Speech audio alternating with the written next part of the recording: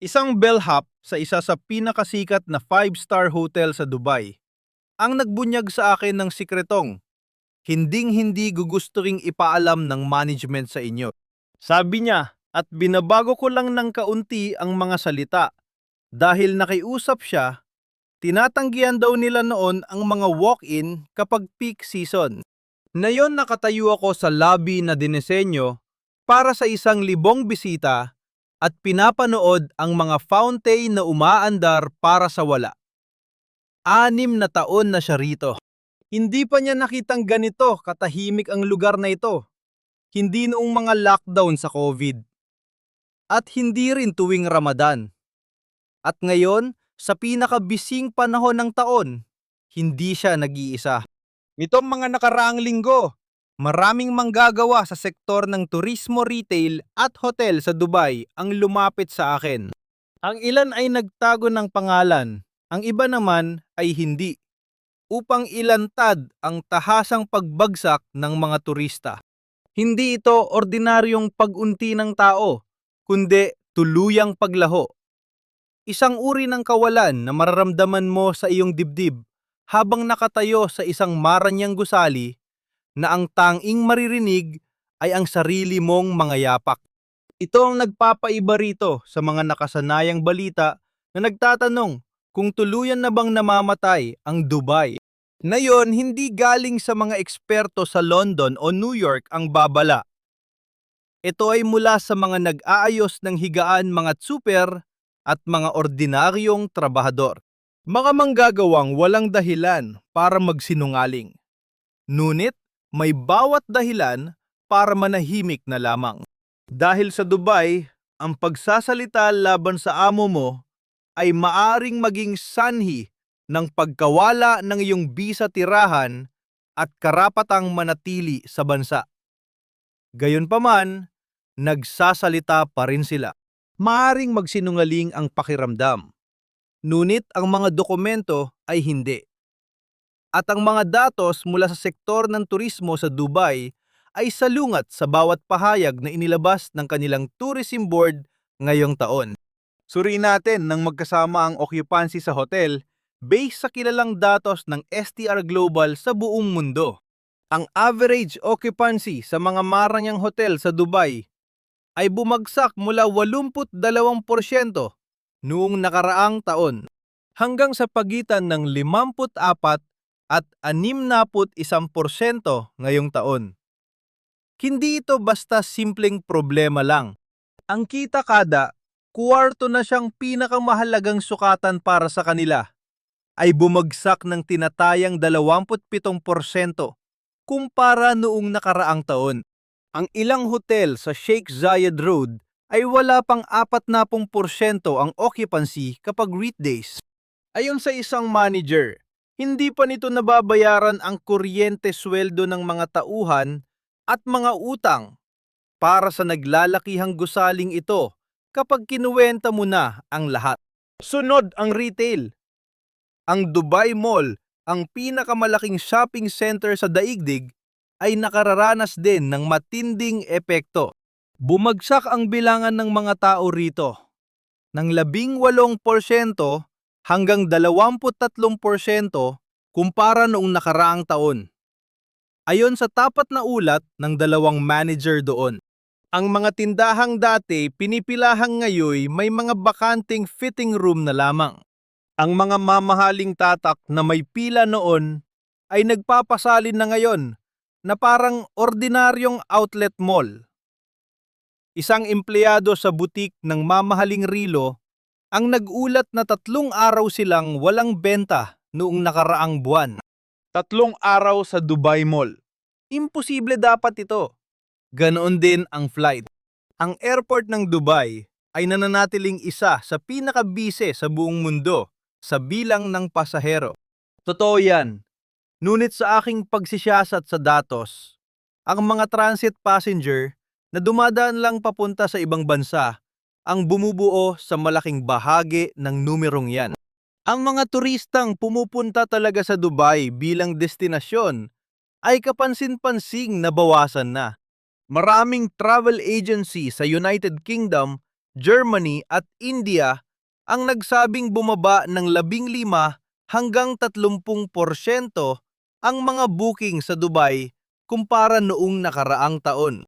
Halina't pakinggan natin ang mga tao sa mismong lugar dahil ibang kwento kapag nanggaling mismo sa kanila. 11 taon nang naglilinis si Fatima sa isang resort sa Palm Jumeirah at sinabi niyang na yun lang siya nakakita ng ganito. Dati ay 14 na kwarto ang nililinis niya araw-araw. Pero ngayoy, 6 o 4 na lang. Nabawasan ang kanyang oras ng trabaho at nawala ang kanyang overtime. Buwan-buwan siyang nagpapadala ng pera sa Pilipinas. Ngunit na yon lang niya kailangang bawasan ang halagang ito.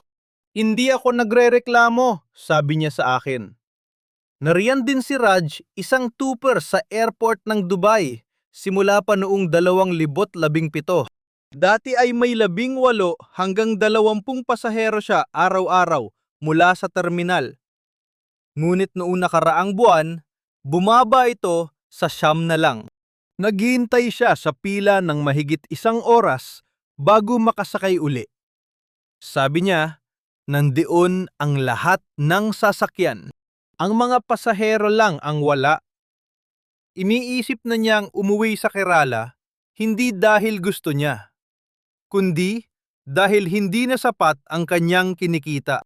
Isang restaurant manager si Said ang nagbahagi sa akin ng kwentong hindi ko malilimutan kailanman. Nung Biyernes ng gabi na dapat ay pinakaabalang oras ang kanyang restaurant na may 100 at 20 upuan ay may 22 customer lang. Pinaunwi niya ng maaga ang kalahati ng staff. Bukas lang kami para magmukhang maayos ang lahat, aniya. Mukha kaming abala sa labas dahil nakabukas ang mga ilaw.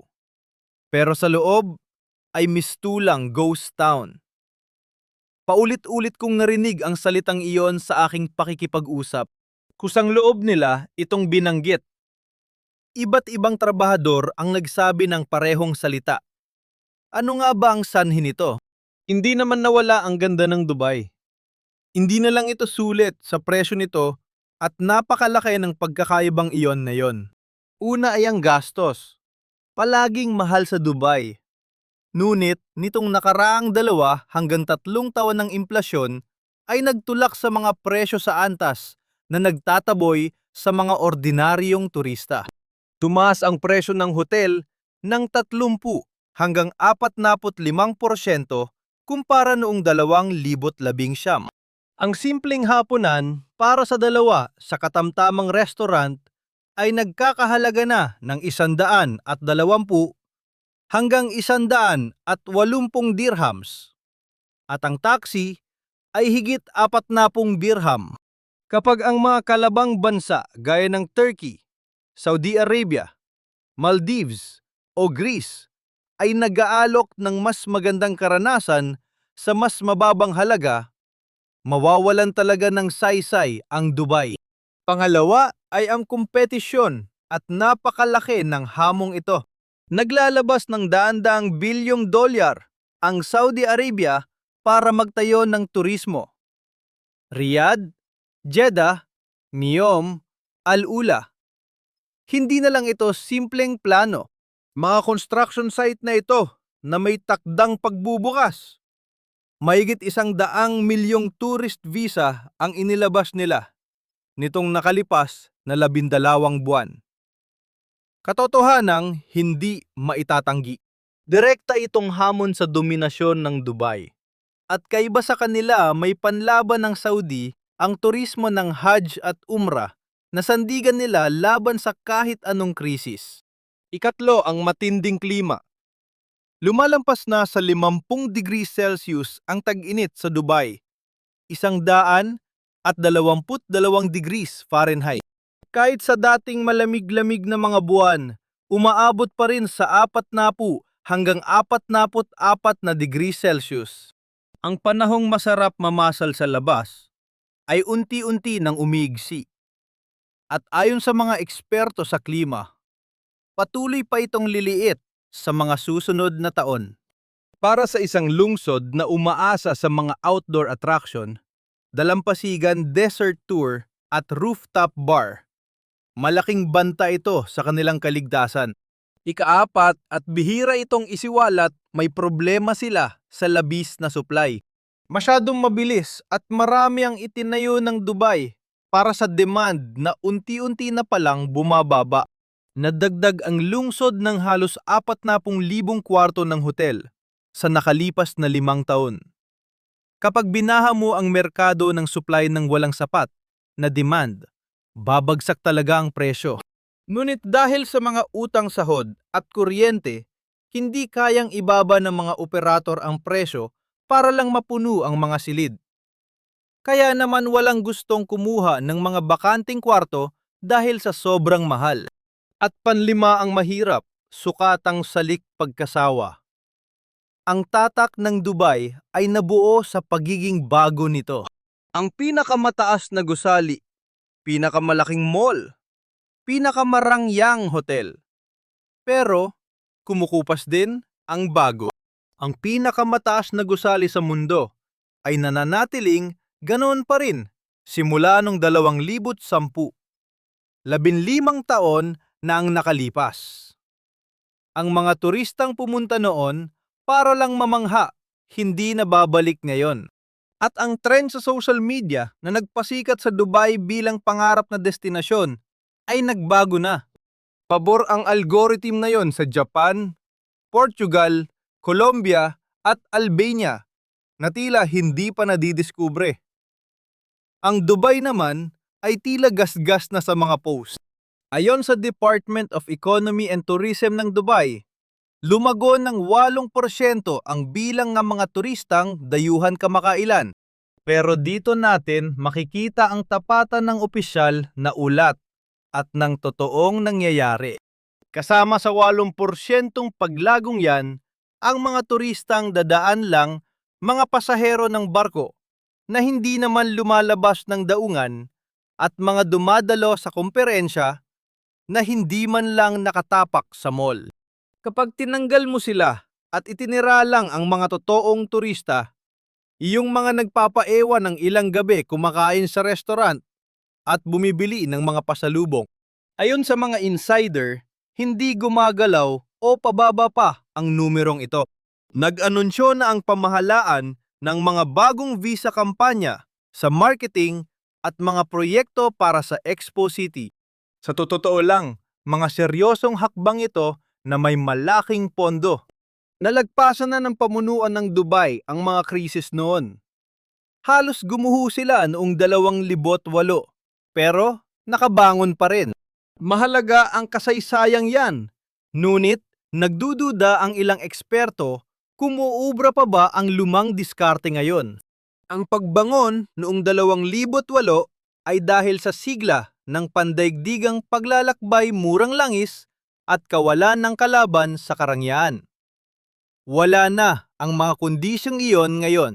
Sinabi ni Dr. Karen Yong ng Middle East Institute na ang turismo sa Gulf ay papasok na ngayon sa tinatawag niyang yugto ng pagkakahati-hati. Maraming lungsod na ang nag-aagawan sa iisang grupo ng mga turista. Ngunit hindi naman lumalaki ang merkado para sa lahat. Sa kanyang pagsusuri, tapos na ang panahon na may iisang hari sa turismo ng Gulf nang walang kalaban. May mga sasalungat dito. Ituturo nila ang real estate ng Dubai na patuloy na umaakit ng puhunan mula sa dayuhan. Babanggitin nila ang mga malalaking konsyerto, palakasan at mga food festival. At hindi naman sila mali. Hindi patay na lungsod ang Dubai. Hindi ito guguho. Pero may malaking pinagkaiba ang lungsod na talagang umuusbong sa lungsod na nagpapakitang tao lang. Gumagana pa rin ang mga crane. Nakasindi pa ang mga ilaw.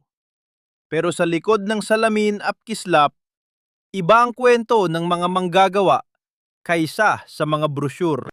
Kapag ang lungsod na binuo sa pangako ng bukas ay nawala ng mga bisita, na yon, napakabilis ng bagsak nito. Halos 600,000 tao ang nagtatrabaho sa turismo sa Dubai. Hindi ito mga simpleng numero lang.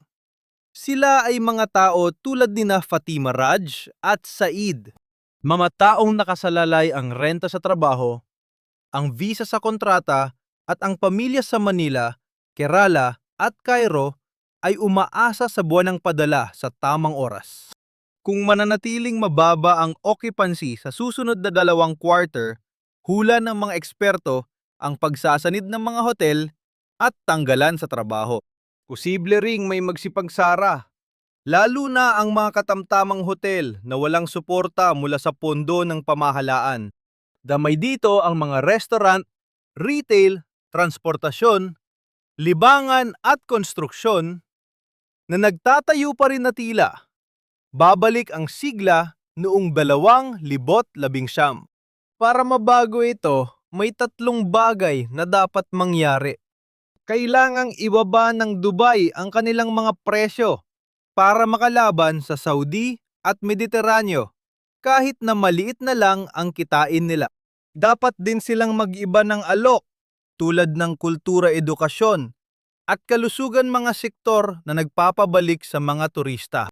At kailangang tugunan ng isyu sa klima sa pamamagitan ng mga indoor attraction o pagbubukas lamang tuwing panahon ng taglamig. Nangangahulugan ito ng pagbabago sa buong ekonomiya para umasa sa 6 na buwan na kita imbes na 12. Ngunit dito tayo magtataka.